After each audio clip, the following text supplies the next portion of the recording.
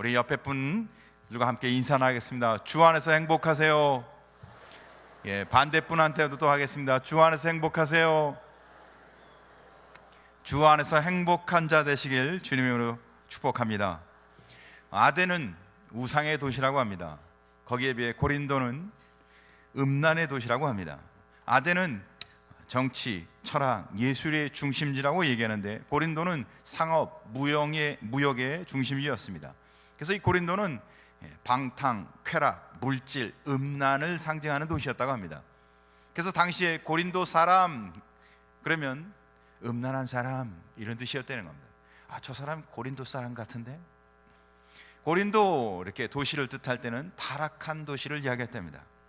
그래서 이 도시에는 아프로디테 신전을 중심으로 해서 사람들이 종교 활동을 했는데 이 신전에는 1000명의 여자 장녀가 있었다고 합니다. 어떤 도시인지 이해가 되시죠? 오늘 사도행전 18절 1절에 보니까 그 후에 바울이 아덴을 떠나 고린도에 이르러 바울이 아덴에서 사역하다가 이제 고린도에 도착했습니다. 이 고린도에서 하나님의 사역을 하는데 하나님이 바울에게 큰 은혜를 줍니다. 몇몇 동역자들을 만나게 합니다. 사역은 혼자 하는 게 아닙니다. 복음을 전하고 복음의 일을 감당하고 신앙생활하는 건 혼자 하는 게 아닙니다. 사랑하는 성도 여러분, 교회를 선정해서 이 교회 안에서 좋은 동역자들을, 신앙의 좋은 사람들을 많이 만나시기를 주님의 이름으로 축원합니다. 그래서 우리는 하나님의 사람을 자꾸 만나야 합니다. 그래서 협력해야 합니다. 그래서 복음을 증거해야 합니다. 바울은 이 고린도에서 1년 6개월 동안 사역을 하는데 그가 만난 사역자들과 아름답게 사역을 잘 합니다.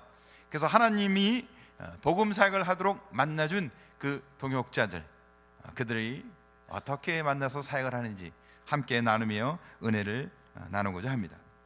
바울은 제일 처음 만난 동역자는 브루스길라와 아굴라 부부였습니다. 그래서 1. 복음의 동역자 브루스길라와 아굴라 부부. 우리 사도행전 18장 2절부터 3절까지를 같이 한번 읽어보도록 하겠습니다. 2절부터 3절까지 말씀입니다. 시작. 아굴라 하는 본도에서 난 유대인 한 사람을 만나니 글라우디오가 모든 유대인을 명하여 로마에서 떠나라 한 고로 그가 그 안에 브루스길라와 함께 이데알리아로부터 새로 온지라. 바울이 그들에게 감에 생업이 같으므로 함께 살며 일을 하니 그 생업은 천막을 만드는 것이더라. 아굴라라는 사람이 있고 그 부인은 브리스길라라고 얘기합니다. 이들은 유대인인데 로마에 살고 있었습니다. 그런데 로마에 살고 있는데 글라우디우스 황제 칙령에 의해서 그 땅을 떠나게 됩니다. 그래서 이 고린도로 오게 돼요. 근데 오늘 성경은 이들 부부 이름이 다 같이 나옵니다. 그래서 아굴라도 나오고 브리스길라도 나오고, 다른 성경에는 도리어 이렇게 나와요. 브리스길라와 아굴라, 여자 이름을, 부인 이름을 앞에 두고 이야기합니다. 그러니까 이 브리스길라는 여자는 굉장히 영적인 어떤 영향력이 있었던 것 같아요. 특별히 복음 안에서 영향력 있는 여자였기에 성경은 브리스길라의 이름을 앞에 두고 있습니다. 남편과 함께 헌신된 사람들. 사랑하는 성도 여러분, 여러분이 부부가 함께 신앙생활 잘하는 복을 누리시길 바랍니다. 근데 이들 부부는 참 몇 가지 은혜를 주고 있는데 바울과 함께, 이 바울 사역자와 함께 생업이 같았어요. 그래서 일을 하고 또 복음의 열정도 있고 그런 부부였습니다. 이 부부들이 로마에 살다가 이 상업도시인 이 고린도에 오게 됩니다. 이 부부들이 오늘 성경은 바울과 함께 동역하는 동역자라고 이야기합니다. 무슨 뜻인가요? 그들이 생업도 열심히 했지만 복음 사역에도 열정적이었던 사람이었다는 겁니다. 그러니까 한마디로 말하면 평신도 사역자, 헌신된 평신도 사역자들이었습니다. 그렇다고 생업은 팽개치고 교회 일만 하는 사람이 아니라 자기 일도 충실히 하면서 교회 일도 열심히 하는 아주 훌륭한 신앙의 모범을 갖고 있는 사람들이었다는 거죠. 사랑하는 성도 여러분, 신앙에 이런 좋은 모범된 신앙인이 되시길 주의 이름으로 간절히 소원합니다. 그러니까 교회는 사실 목회자만 있는 게 아닙니다. 평신도 리더들도, 헌신적인 리더들도 꼭 필요한 겁니다. 사랑하는 성도 여러분, 목회자 혼자서 교회 이끌어가는 게 아니에요. 바울이 아덴에서 사역할 때는 바울이 어떻게 하다 보니까 혼자 아덴에서 사역을 합니다. 그런데 그곳에서 열심히 자기가 복음을 증거하고 선포했는데 그 효과가 미비했어요. 혼자 능력이 있다고 다 사역이 탁월한 게 아니에요. 함께 동역하고 연합할 때, 마음이 모아질 때, 그러니까 한 교회 안에서 교역자와 평신도와 또 성도와 함께 신실한 복음 안에서 함께 연합하여 주의 사역을 감당할 때 하나님의 은혜가 임할 줄 믿으시기 바랍니다. 그러니까 교회는 누가 필요하냐면 교역자도 필요하지만 복음 안에서 신실한 평신도 사역자들도 필요한 겁니다. 우리 근곡교회에 그런 일꾼들이 많이 생겨서 우리 이 근곡교회가 하나님의 은혜로 충만하여 주의 일 감당하는 놀라운 역사를 일으키는 교회 되길 간절히 소원합니다. 그래요. 그래서 그들은 직업이 같았어요. 특별히. 그러니까 직업이 같다 보니까 열심히 같이 주중에는 일하고 또 주일에는 또 주님의 사역을 잘 감당하고, 특별히 그들의 직업은 장막을 만드는 일이었습니다. 그러니까 텐트, 당시에는 텐트를 만드는 일들을 했습니다. 그러니까 그들이 복음을 전할 때는 복음을 전하고, 그리고 나머지 시간에는 또 텐트를 잘 만들어서 팔고, 이렇게 해서 돈을 벌고, 그래서 그 돈 번 돈으로 사역을 하고, 그렇게 하는 사역을 텐트 메이커 미셔널이라고 합니다. 한마디로 말하면 전문인 사역이다 이런 겁니다. 사랑하는 성도 여러분, 여러분도 갖고 있는 직업을 통해 전문인 사역자, 그러니까 여러분은 직업을 있지만 그 직업을 통해서 복음을 위해 사는, 복음이 우선된 삶을 살아가는, 복음이 드러나는 성도 되시길 간절히 소원합니다. 여러분 직업이 드러나십니까? 나는 직업이 뭐야? 직업이 우선입니까? 아니면 나는 하나님이 이 직업을 주셔서 복음을 전하는, 하나님의 은혜를 드러나는 사람이야. 근데 오늘 이 브루스길라와 아굴라는 바로 복음이 우선된 삶을 사는 평신도 사역자였다는 것을 강조하고 있는 겁니다. 사랑하는 성도 여러분, 우리에게 은혜 주시는 하나님의 은혜 가운데 우리 모든 삶, 여러분이 갖고 있는 모든 직장, 여러분의 모든 갖고 있는 직업을 통해서 하나님의 은혜가 드러나시길 간절히 소원합니다. 그래요. 오늘 바울과 브루스길라와 아굴라는 그렇게 같은 직업을 갖고선 주의 일을 함께하는 팀 사역을 이뤘습니다. 팀 사역은 뭐예요? 함께 협력했다는 겁니다. 사역은 협력하는 것이 굉장히 중요합니다. 그렇지 않아요? 우리는 개인적으로 은사를 갖고 개인적으로 자기 탁월함 갖고 사역하지 않습니다. 왜? 하나님 나라를 이루기 위해서. 그러니까 항상 함께 해야 합니다. 사랑하는 성도 여러분, 협력하여 사역하는 은혜가 넘치시길 간절히 소원합니다. 그래서 오늘 이 브루스길라와 아굴라를 만나서 바울이 사역을 하는데 사역에 놀라운 은혜들이 나타납니다. 그래서 사도행전 18장 4절에 보니까 함께 같이 읽어볼까요? 4절 시작. 안식일마다 바울이 회당에서 강론하고 유대인과 헬라인을 권면하니라. 바울이 사역을 하는데 막 사역에 놀라운 은혜가 드러나는데, 안식일마다 회당에서 말씀을 가르치고 설교도 하고 유대인과 헬라인들을 권면하고 말씀으로 가르치고, 그러니까 주중에는 함께 텐트 만드는 일을 하고 안식일에는 회당에서 사람들을 가르치고. 사랑하는 성도 여러분, 좋은 동역자를 만나면 하나님의 은혜가 넘쳐나고 하나님의 역사가 넘쳐나는 겁니다. 여기서 우리는 이런 질문을 하나 해봐야 된다고 생각합니다. 여러분, 직업을 위해 하나님이 필요합니까? 아니면 복음 사역을 위해서 우리 직업이 필요합니까? 여러분은 어떻게 생각하십니까? 내가 갖고 있는 직업을 하나님이 날 도와주셔서 내 직업을 통해서 내 직업이 점점 잘 되고 돈도 더 잘 벌고 이렇게 돼야 합니까? 아니면 내가 하나님을 위해서 내가 직업이 있다고 고백하면서 내가 그 직업에 열심을 갖고 있습니까? 우선순위가 뭐냐는 겁니다. 여러분, 자녀 교육을 왜 잘 자녀들을 교육해야 합니까? 하나님을 위해서? 아니면 자녀를 잘 교육해서 하나님이 필요한 겁니까? 사랑하는 성도 여러분, 우리는 때로 건강이 안 좋은 분들은 건강을 위해서 왜 하나님의 은혜 주셔야 고쳐지니까, 하나님의 은혜 주셔야 또 건강해지잖아요. 그래서 하나님 앞에 열심히 기도합니다. 사랑하는 성도 여러분, 때로는 직업의 축복을 얻고 성공하기 위해서 우리는 하나님이 꼭 필요할 때도 있습니다. 그러나 우리는 내 직업보다도 하나님이 영광 받는 삶을 사시길 주님의 이름으로 축복합니다. 직업은 사실은 거룩하고 하나님이 주신 복된 것입니다. 그러나 직업이 우리 인생의 목표나 목적이 돼서는 안 된다고 생각합니다. 직업을 누가 주셨다고요? 하나님이 주셨습니다. 그러니까 성경은 직업을 통해 하나님께 영광을 돌려라 이렇게 말하고 있습니다.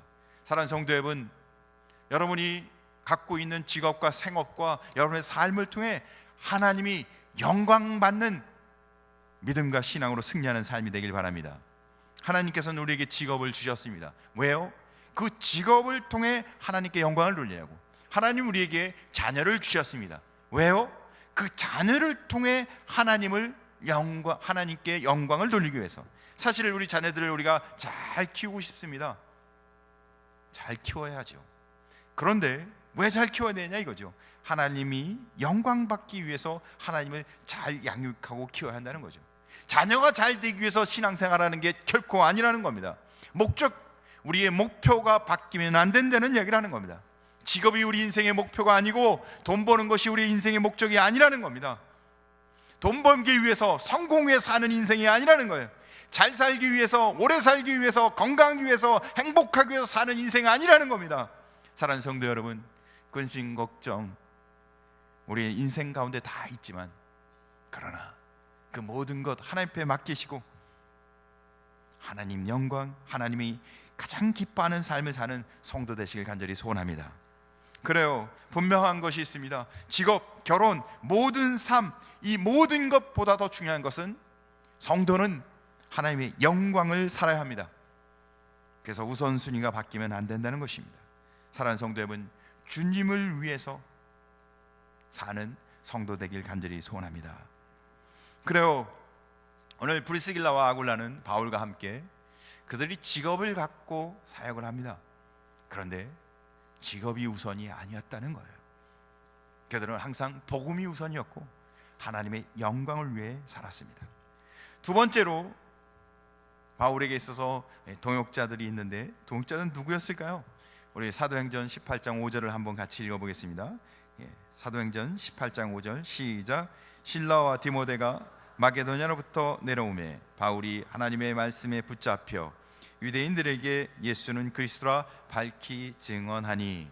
두 번째 복음의 증인은 누구라고요? 실라와 디모데였습니다. 그들은 바울에게 양육받은 바울의 제자들이었어요. 그러니까 바울이 친히 키운 제자들이 실라와 디모데였습니다. 그런데 사역을 하다 보니까 데살로니가에서 베레아로, 베레아에서 아덴으로, 그런데 베레아에서 크게 핍박이 있어서 거기서 흩어집니다. 거기서 흩어져 갖고 이 고린도에서 다시 만난 거예요. 그러니까 자기가 정말 사랑으로 키웠던 제자들을 다시 몇 달 만에 다시 만났으니까 얼마나 반갑겠어요. 그래서 너무 기뻤습니다. 그래요, 데살로니가 베레아에 그 어려운 힘든 그 모든 사역 가운데 바울 혼자 도망치다시피 해서 아덴으로 해서 디모데에 왔던 바울이 이 제자들을 다시 만나니까 너무너무 기뻤습니다. 큰 위로와 격려가 됐고, 또한 그 어려운 교회 가운데서 신앙생활을 잘한다는 이야기를 들으니까 큰 위로가 되었습니다. 그러니까 다시 고린도에서 만나서 자기의 제자들과 함께 사역을 같이 하게 되면서 바울은 큰 도움을 받습니다. 그래서 오늘 성경 5절에는 뭐라고 얘기하냐면, 바울이 하나님의 말씀에 붙잡혀 말씀에 집중하는 사역을 합니다. 좋은 사역자를 만나면 사역이 어떻게 해요? 시너지 효과, 윈윈하는 효과가 나타납니다. 그러니까 좋은 사역자, 좋은 동력자, 좋은 성도들을 만나면 그 교회가 부흥이 일어날 수밖에 없는 거예요. 오늘 성경에 보니까 바울이 하나님 말씀에 붙잡혀 말씀에 집중하는 사역을 할 수 있는 것은 자기의 동역자 실라와 디모데를 만나서 그렇게 사역하게 됐다는 것을 이야기하고 있습니다. 사랑하는 성도 여러분, 말씀에 붙잡혀 주의 일 감당하는 일꾼 되시길 주님으로 축복합니다. 여러분은 무엇에 붙잡혀 사는가요? 지난 한 주간 무엇에 붙잡혀 살으셨습니까? 어떻게 하면 돈 잘 벌까? 어떻게 하면 돈을 불릴까? 돈, 성공, 직장에서 승진하고 인정받고 성공. 내 삶을 앞으로 어떻게 살아야 되는데, 10년은 어떻게, 20년 후에는 어떻게, 노후는 어떻게, 자기 삶에 붙잡혀 살고 계십니까? 아니면 어디에 관심을 갖고 계십니까? 바울의 관심은 예수 그리스도였습니다. 바울은 복음에 붙잡혀 살았습니다. 예수 그리스도, 그 은혜 가운데 사는데 그보다 더 중요한 게 없었어요.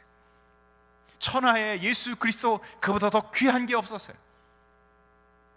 그래서 바울은 복음에 완전히 붙잡힌 자였습니다. 그는 직장도, 그가 갖고 있는 직업도, 그의 인생도 다 왜 존재하느냐 묻는다면 그는 예수 그리스도. 여러분 한번 따라 합시다. 예수는 그리스도다. 예수는 메시아다. 예수는 주인이시다. 예수는 구원자다. 날마다 고백하며 예수에 붙잡힌, 복음에 붙잡힌 자 되시기 바랍니다. 바울이 이렇게 복음에 붙잡혀 사니까, 말씀에 붙잡혀 사니까 어떻게 해요? 복음을 증거하죠. 다른 사람에게 계속 복음을 증거하고 선포합니다. 돈에 붙잡힌 자는 돈 생각만 하는 거예요. 어떻게 하면 돈. 그러나 복음에 붙잡히고 말씀에 붙잡힌 자는 말씀을 증거하고 말씀을 선포하고 살아갑니다. 누구에게 말씀을 증거했을까요? 5절에 보니까 유대인에게 증거합니다. 사실은 하나님은 바울을 부르실 때 이방인의 사도로 부르셨습니다. 그런데 바울은 항상 제일 먼저 유대인에게, 자기 동족, 자기 혈육 유대인에게 늘 복음을 증거합니다. 그래서 회당에 가서 유대인에게 복음을 증거해요. 근데 유대인에게 정말 자기 마음을 다하여, 왜? 자기 동족을 구원하기 위해서 복음을 증거하는데, 정말 간절한 마음 갖고 복음을 증거하는데 항상 짝사랑이었어요. 혼자만 그냥 전하고 싶어갖고, 구원받아야 되는데 혼자 짝사랑하는 거예요. 도리어 유대인들은 어떻게 해요? 그렇게 열심히 하는데 안 믿습니다. 안 듣습니다. 안 듣는 정도가 아니라 어떻게 해요? 반항하고 대적하고 회방합니다.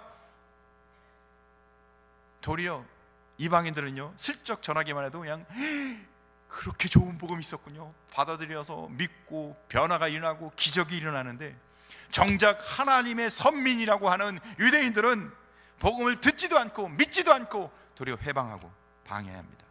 얼마나 바울이 속상했겠어요. 가슴이 탔죠. 속이 탔죠. 어떤 이들은 자기는 열심히 전도하고 나가서는 얼마나 열심히 전도하는지 그 교회 전도왕인데 남편이 예수를 압니다. 얼마나 속상하겠어요. 속이 타죠. 오늘 성경 보니까 18장 6절에 그렇게 되죠. 그들이 대적하여 비방하거늘. 바울이 유대인들에게 복음을 전하니까 그들이 대적하여 비방하거늘. 바울이 어떻게 해요? 옷을 털면서 이르되 너희 피가 너희 머리로 돌아갈 것이요 나는 깨끗하리니 이후에는 이방에게로 가리라. 사실은 바울은 그 위에도 계속해서 유대인에게 먼저 복음을 전합니다. 그렇게 욕을 얻어먹고 비난을 당해도, 그렇게 회방을 당하고 핍박을 당해도 속이 상하고 속이 막 썩어 문드러지고 가슴이 일하고 배신감을 느껴도 그래도 뭐 한다고요? 또 유대인에게 복음을 전합니다. 왜요? 바울은 말씀에 붙잡힌 자였기에, 복음에 붙잡힌 자였기에 유대인을 포기할 수가 없었던 거예요. 사랑하는 성도 여러분, 내가 구원받은 은혜의 감격 속에 살며 예수 그리스도의 이 복음의 감격이 얼마나 큰지 날마다 고백하며 주위에 죽어가는 영혼을 향해 포기하지 않는 영혼 사랑이 있길 주의 이름으로 축복합니다. 이게 하나님 사랑 아닌가요? 주님 사랑 아닌가요? 복음에 붙잡혀서 잃어버린 영혼, 불신자 영혼 포기하지 않는 끈질긴 주님 사랑 우리 마음에 넘쳐나길 간절히 소원합니다. 사실 바울은 피눈물을 흘립니다. 내 동족을 위해서는, 내가 하나님 나라의 생명책에 내 이름이 지워져도 좋다고 얘기해요. 무슨 뜻이에요? 피눈물을 흘리며 하나님 앞에 기도했던 겁니다. 사랑하는 성도 여러분, 우리에게도 포기하지 않는, 예수 믿지 않는 한 영혼을 향한 포기하지 않는 주님의 마음이, 주님의 사랑이 우리 안에 가득하길 간절히 소원합니다. 좋은 동역자를 만나니까 이렇게 사역에 집중할 수 있었던 겁니다. 세 번째 복음의 동역자들은 디도, 유스도와 회당장 그리스보입니다. 오늘 7절과 8절 말씀을 한번 같이 읽어보도록 하겠습니다.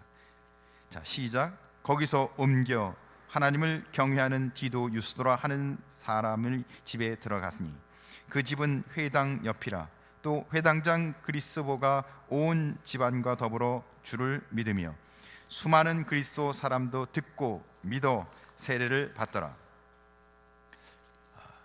오늘 성경에 보니까 뭐라고 되어 있어요? 하나님을 경외하는 디도, 유스도라는 사람.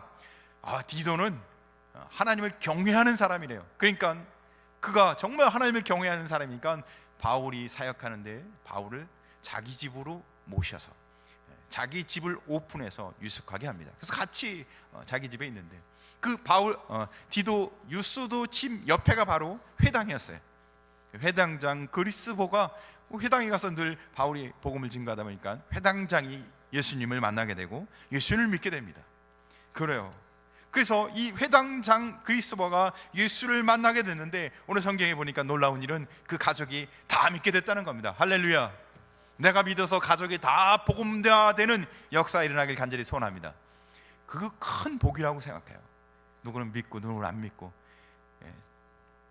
요즘 책은 무슨 다큐멘터리인가 무슨 영화인가 보니까 형은 목사, 동생은 그 무속인, 영화인지 뭔지 하여튼 잘 모르겠네요. 제가 언뜻 봤는데 얼마나 불행해요. 그렇죠?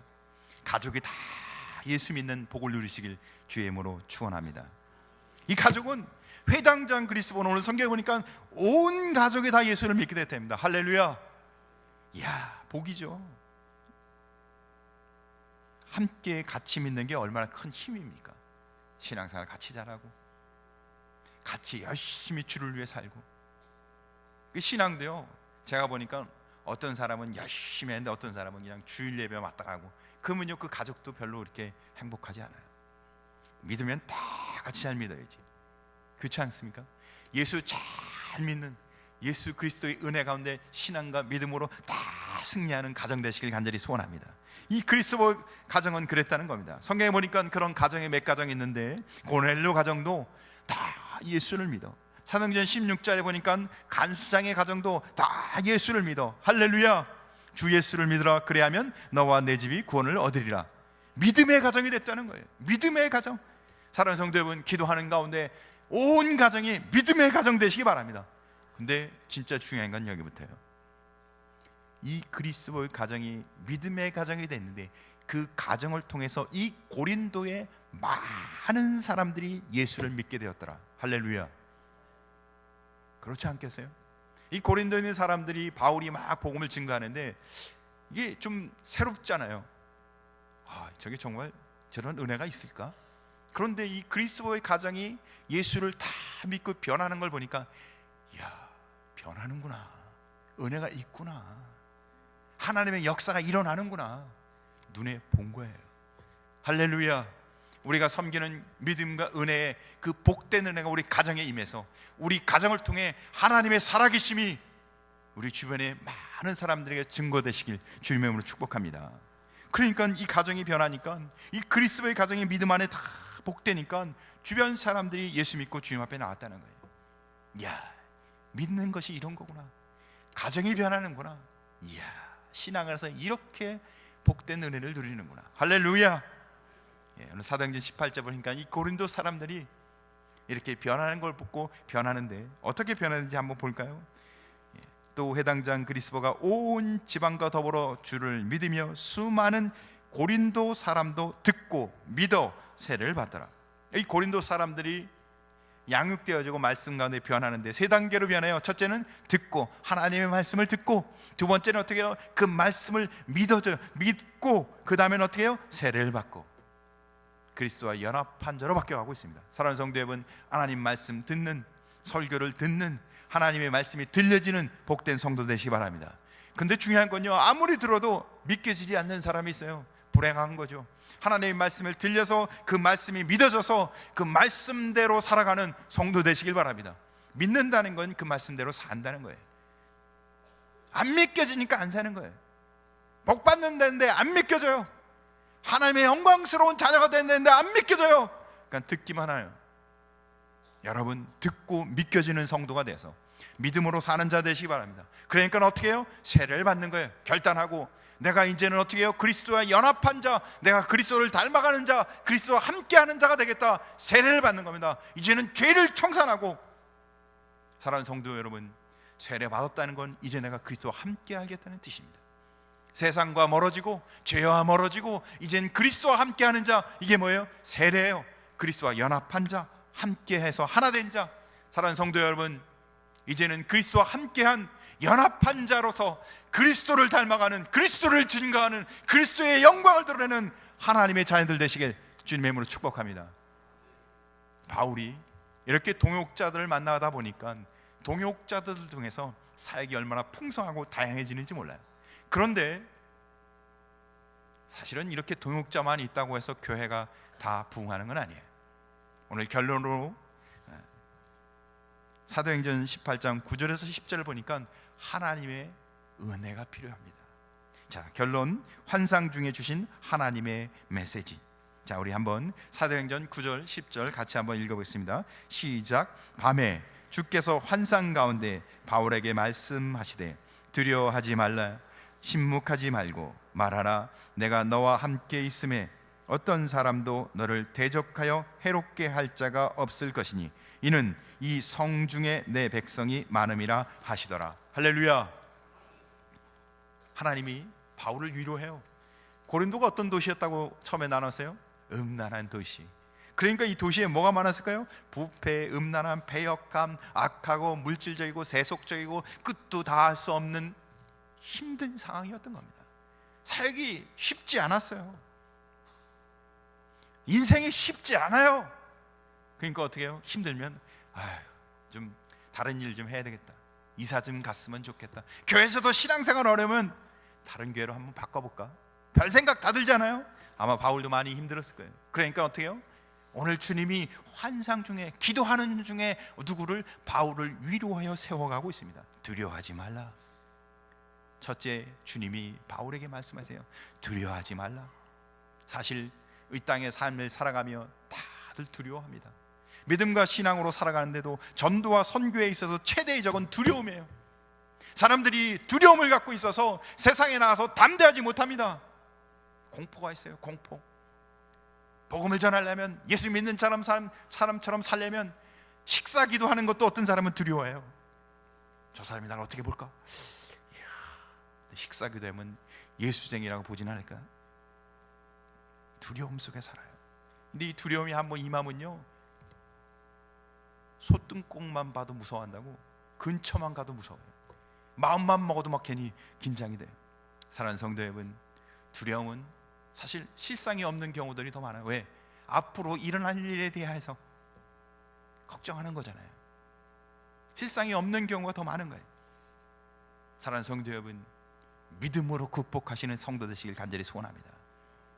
때로는요, 어떤 사람들은 두려움이 있어서 힘들기도 하지만 두려움이 없어서 힘들어하시는 분도 있어요. 이게 두려움이 좀 약간 있는 거를 즐겨요. 이게 정상이라고 생각해요. 그래서 두려움 없이 괜히 너무 평안하면 이게 내가 무슨 문제가 생긴 게 아니라, 이렇게 두렵다가 두려움이 없어서 평안하면 이게 죽을 때가 가까웠다는 건데, 사랑하는 성도 여러분, 왜 그런 일이 생길까요? 하나님 부재의 현상입니다. 사실 우리가 예수 믿고 하나님 의지하며 살면서 하나님이 없는 것처럼 살 때가 얼마나 많은지 몰라요. 그때마다 뭐가 생긴다고요? 두려움이 임하는 겁니다. 하나님이 나와 함께 한다고 생각하면 두려움이 임하지 않는데, 하나님이 나를 붙들고 있다고 생각하면 근심 걱정 사라지는데, 그래서 성경은 우리에게 말합니다. 두려워 말라. 어떤 핍박과 고통이 있을지라도 내가 너와 함께하니 두려워 말라. 사랑하는 성도 여러분, 주님은 나를 떠나지 않습니다. 주님은 나와 함께 하십니다. 두 번째는 말해요. 두려워하지 말고 어떻게 하라고요? 침묵하지 말고 복음을 선포하라. 침묵하지 말고, 두려움 가운데 침묵하지 말고. 두려움이 생기면 입이 딱 닫히잖아요. 그렇죠? 입이 딱 닫힙니다. 할 말을 잃어버려요. 근데 어떤 사람은 또 반대예요. 두려움이 생기니까 말을 더 많이 해요. 따다다다다다다다. 두려워서. 사랑하는 성도 여러분, 침묵하지 말고 뭐예요? 담대하라는 겁니다. 복음을 선포하라. 왜요? 하나님이 도우시니까, 하나님이 함께 하시니까. 그래서 세 번째 뭐라고 얘기해요? 내가 너와 함께 하며. 사랑하는 성도 여러분, 하나님은 우리와 영원토록 세상 끝날까지 함께 하는 줄 믿으시기 바랍니다. 왜요? 하나님은 약속한 걸 결코 어기지 않기 때문입니다. 사람은 진실된 사람도 자기가 원하든 원치 않든 약속을 어길 때가 있어요. 그런데 하나님은 한 번 약속한 것 반드시 지키십니다. 하나님은 거짓말 못 하시는 분이에요. 내가 영원토록 너와 함께 하리라. 할렐루야. 하나님은 나와 영원히 함께 하시는 줄 믿으시기 바랍니다. 그래서 여호수아 1장 9절에 보니까 같이 읽어볼까요? 여호수아 1장 9절 시작. 내가 내게 명령한 것이 아니냐. 강하고 담대하라. 두려워하지 말며 놀라지 말라. 내가 어디로 가든지 내 하나님 여호와가 너와 함께 하시느니라. 할렐루야. 어디를 가든지 함께 하시는 하나님, 우리에게 약속하셨다는 겁니다. 우리 성도들이 가장 좋아하는 성경 구절 중에 하나인 이사야 41장 10절도 한번 우리 같이 읽어보겠습니다. 이 말씀이 우리에게 위로가 되고 우리가 말씀과 신앙대로 살아가는 복된 말씀이 되길 간절히 소원합니다. 시작. 두려워하지 말라. 내가 너와 함께함이라. 놀라지 말라. 나는 내 하나님이 됨이라. 내가 너를 붙들리라. 참으로 너를 도와주리라. 참으로 나의 의로운 오른손으로 너를 붙들리라. 할렐루야. 하나님이 우리를 포기하지 않는답니다. 우리와 함께 하신답니다. 너희는 마음에 근심하지 말라. 하나님을 믿으니 또 나를 믿으라. 평안을 너에게 끼치노니 곧 나의 평안을 너에게 주노라. 내가 너에게 주는 것은 세상에 주는 것과 같지 아니하니라. 무슨 뜻이에요? 하나님이 우리와 함께 하셔서 우리를 지켜주신다는 것입니다. 우리는 하나님을 믿는 하나님의 백성입니다.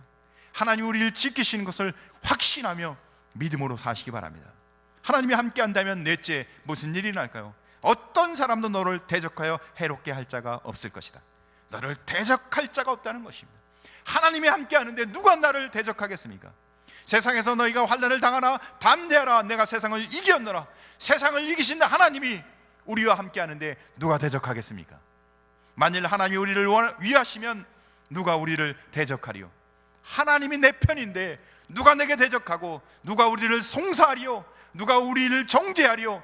하나님의 사랑에서 누가 우리를 끊으리요? 사랑하는 성도 여러분, 하나님이 내 편 되시고 나와 함께 하신 것을 확신한다면 두려워할 일이 없다는 겁니다. 근데 하나님 부재 현상, 하나님이 없는 것 같아요. 믿음이 없어서. 하나님은 약속하셨습니다. 우리와 함께 하십니다. 우리와 동행하십니다. 믿음과 신앙으로 담대하게 승리하시길 주님의 이름으로 축복합니다. 다섯 번째, 왜 바울에게 이 성에 계속 남아있으라고 했을까요? 왜 이렇게 담대하라고, 내가 너와 함께 하니까 너는 담대하라, 복음을 선포하라 얘기했을까요? 이 성 중에 내 백성이 많다. 사랑하는 성도 여러분, 하나님이 가장 기뻐하시는 일이 뭘까요? 잃어버린 한 영혼. 예수님이 이 땅에 오셨습니까? 우리를 구원하기 위해서. 주님은 우리에게 말씀하시고 명령하십니다. 영혼을 구원하라고, 전도하라고, 생명을 구원하고. 이 고린도에 누가 많다고요? 이 성 중에 내 백성이 많다. 바울은 고린도에서 1년 6개월 동안 사역합니다. 왜요? 그 성에 구원받아야 할 하나님의 백성이 많았기 때문입니다. 우리 주변에 얼마나 많은 구원받아야 할 사람이 많은지 모릅니다. 그런데 우리가 침묵하고 있어서, 우리가 입을 열지 않아서, 왜? 두렵기 때문에. 하나님 부재의 현상 가운데 살기에 우리가 입을 열지 않아요. 우리가 침묵하고 있는 거예요. 우리 주변에 얼마나 많은 하나님의 백성이 있는지 모릅니다. 사랑하는 성도 여러분, 따라합시다. 침묵하지 맙시다. 복음을 전합시다. 예수는 그리스도,